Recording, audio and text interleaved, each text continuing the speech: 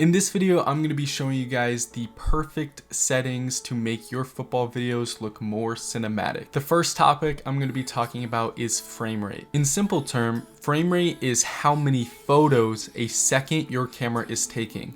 And you may be wondering, hey, I clicked on this video trying to learn videography tips. Why are we talking about photos? Videography is essentially the same thing, but it is how many photos per second we're taking that is piecing into a longer video. The higher the frame rate, the more you're able to slow it down. So for me personally, I shoot a lot of my stuff in 120 FPS, 120 frames per second.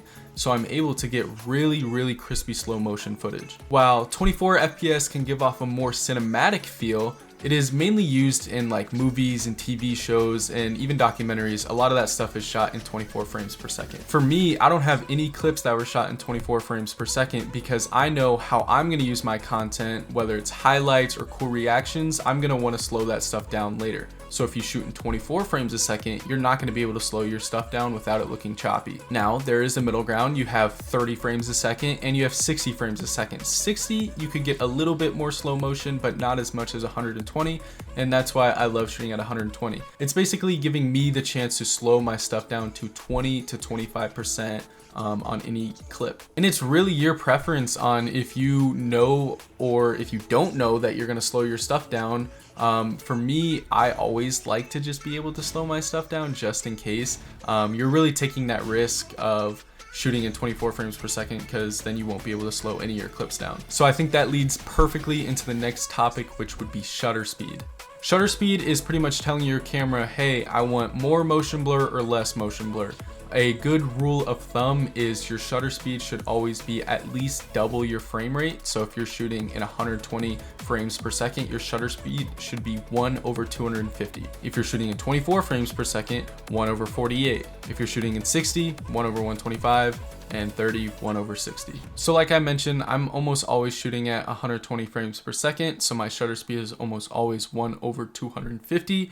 And that just gives me the chance to make my clips look the most natural, especially when slowed down. Next is aperture. Aperture is pretty much telling your lens how blurry you want the background or the depth of field to be. You can get some really cool shots when your aperture is wide open at 2.8 or whatever your lens might go to. And that's mainly what I use. There are scenarios when I am trying to expose my image properly, so I maybe add a couple stops to like f5.6 or something similar. But for the most part, I'm trying to allow as most light into my camera as possible, so I'm opening my aperture as much as possible and letting in the light. I'm almost always at 2.8 just because I love the blurry backgrounds, especially when you're up close to some of these players and then you have the skies all blurry in the background or the other players are blurry, but there's someone right in front of you that's perfectly in focus. That stuff looks super good. And the same goes for the plays, like when a player is running right at you and everything else behind them is blurry, but you have them in focus, looks super good. It's not necessary. I know a bunch of people that actually prefer when they're shooting football to have a higher f-stop. That way it gives them more room for error. When you're shooting at 2.8, a lot of your stuff could be out of focus when you're shooting at 2.8 because you're focusing on one thing and then the subject might move and then you have a blurry subject when the background's actually in focus. So if you shoot at 5.6 or above, it's kind of making sure that everything's in focus instead of just the subject. The next thing we'll talk about is ISO. ISO is actually the final piece to this kind of exposure triangle here. So I shoot all my stuff in S-Log3. That is pretty much like a raw photo. This is giving you the most room for error and pretty much giving you the most flexibility when editing in the post-production side of it when you want to color grade it. So with that, there are two specific settings that you must follow when shooting S-Log3. And that's your base ISOs. For most cameras, I would say they have a dual base ISO, but that's not always the case. For me, I'm personally shooting on the Sony FX3, which has two base ISOs. A base ISO is pretty much giving me the best quality image with the least amount of grain. It's giving you the best dynamic range, meaning it's giving you the most amount of detail in the highlights and the shadows that you can always recover. So for the FX3, there are two base ISOs. The first one is at 800 and the second one is at 12,800. So I'm always shooting at these two base ISOs. So mainly during the day, I'm at 800, and then once it gets darker and into nighttime, I'm shooting at 12,800. Like I mentioned, this is for a specific reason. This is so I don't get any noise in my image, and I have the most amount of highlight and shadow retention that I can possibly have. Since we're on the topic of color grading, every single highlight or clip that you've seen from this video was graded with the LUTs down in the description. I made all of those color grades for you. They work best with any log footage and they make your stuff look a lot more cinematic. So if you want to step up your game to the next level, those color grades down in the description for a cheap price can really help your videos look more cinematic. And like I mentioned, I use those color grades on every single one of my videos, whether that's a short little highlight, a long form video, stuff like this. Like, I'm always using the color grades to make my stuff look more cinematic. So I get a bunch of comments on this next topic, and that is focus and tracking. A bunch of people have seen a video that I made where I posted me tracking this ball out of the air, and a bunch of people were actually commenting saying like, hey, I did a great job on pulling focus and changing the focus, but I don't want to tell anyone this, but it's all autofocus. I use like the center point track, or whatever it might be called. So whatever is essentially in the middle of my frame is what the camera will try to focus on. And that's what I did. I just followed the ball and pretty much kept it in focus the entire time. And a bunch of people thought I was pulling focus or manually focusing, but it really was just autofocus and some really good tracking. And make sure when you're shooting autofocus that it's continual autofocus, meaning it'll keep searching for whatever's in the middle and won't just like stop or slowly move to the next thing that it thinks is in focus. You could try shooting with manual focus, but that is something that takes a lot of practice. And if you're trying to get the best looking shots as a beginner, or maybe you're not a beginner and you're still struggling, I would really recommend autofocus and center point tracking. Also, if your camera or lens provides some sort of stabilization, whether that's internal body stabilization or the lens has some sort of optical stabilization, I'd really recommend make sure you check those settings, because you're gonna be panning a lot, you're gonna be following the ball throughout the sky. Like, it's very hard and it makes your stuff look super shaky sometimes. So I would make sure if you have any of those settings, make sure they're turned on. Sometimes on the cheaper gear, that's not an option. So you might just have to rig out your stuff and make it heavier. Sometimes heavier is better. Makes your movements more smooth. And if it's really light, you're just kind of flicking too easily. But if it's heavy, you get these slow, gradual movements that look a lot smoother and better.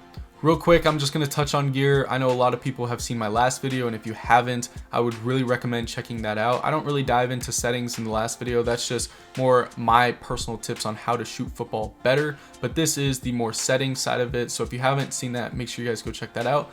But I'm going to touch on equipment that I use, because I think it is very valuable to know that information. Like I mentioned before, I use the Sony FX3. I pair that with mainly the Sony 70-200. That's a 2.8. 2.8 is super beneficial for nighttime, or if I want blurrier backgrounds, because it lets in the most amount of light. You never know how these stadium lights are going to look. They almost are always trash. So having the ability to bring in the most amount of light is super helpful, especially when shooting at 120 frames per second. The other lens that I use is a 24-70, also a 2.8. This is mainly for warm-ups and pre-game. I really don't touch it throughout the game. The next time I'll touch it is post-game when they're cheering and celebrating at the camera, but also super good for blurrier backgrounds. Next thing that I have in my arsenal is a monitor. I love my monitor. This is the Atomos Shinobi, the second version. You can build in the color grades, the LUTs that I was talking about that you can purchase down in the description. You can build those into the monitor, so you know what your footage is going to look like before you even go in to Premiere Pro or DaVinci to add your color grades.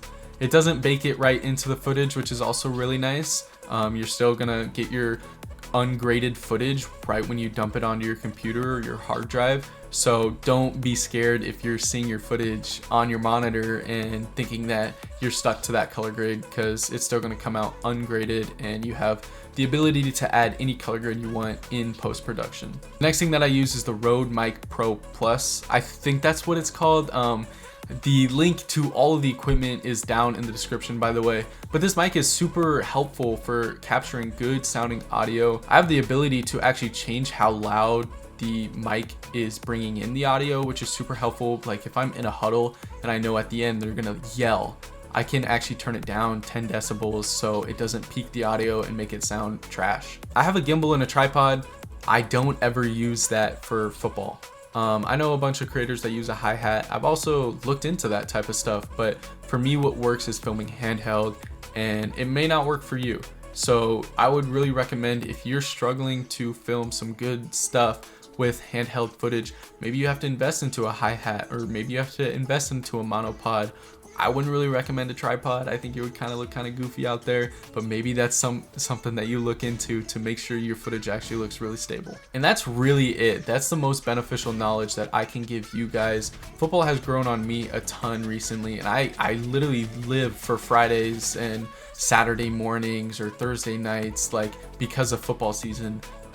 You get some of the coolest looking footage. The players love when you're showing out to their games. Your content does really well because football, everyone loves football. It's one of the biggest sports, at least in America where I'm from, and it's gonna continue to grow. If you guys did enjoy, I would really love if you guys subscribe to my channel. I got a lot more videos coming in the future. Also, drop a comment if you got questions. I'm really good at responding to comments. You can go check out the last video. I'm going through pretty much every single comment, and if they're asking questions, I'm answering them to the best of my knowledge. I'll see you guys in the next video. Peace.